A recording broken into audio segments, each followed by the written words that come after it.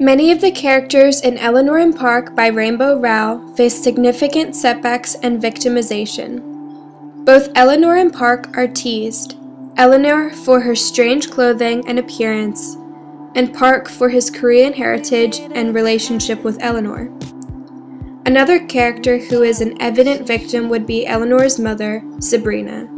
Sabrina is physically, mentally, and emotionally abused by her husband, Eleanor's stepfather, Richie. In the video on the left, there is a physical manifestation of the abuse. The woman evidently has a black eye and bruises along her face.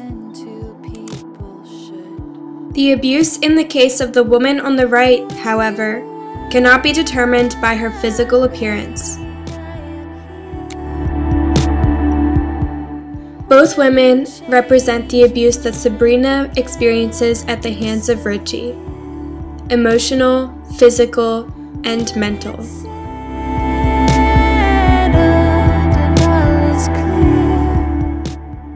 The abuse that Sabrina endures is like a house fire. House fires start from a tiny flame and escalate into something that is all-consuming. In Eleanor and Park, Sabrina changes from a beautiful woman to a frightened woman who chooses her abusive husband over her children because, as Sabrina says in chapter 32, "I have to think of myself. In a few years, you'll be on your own, but Richie is my husband." Like a house being consumed by a fire, Sabrina, who is consumed by abuse, is no longer stable or reliable. Sabrina cannot properly support her children for fear of inciting Richie's rage. After a house fire, a family is left with a shell of a home. The personality of the home is gone, and most of the time it is unrecognizable. Because of Richie's abuse, Sabrina is a shell of her former self, a sad representation of what Eleanor's mother once was. A sad reality must be faced in terms of abuse and house fires. Sometimes the damage can be fatal.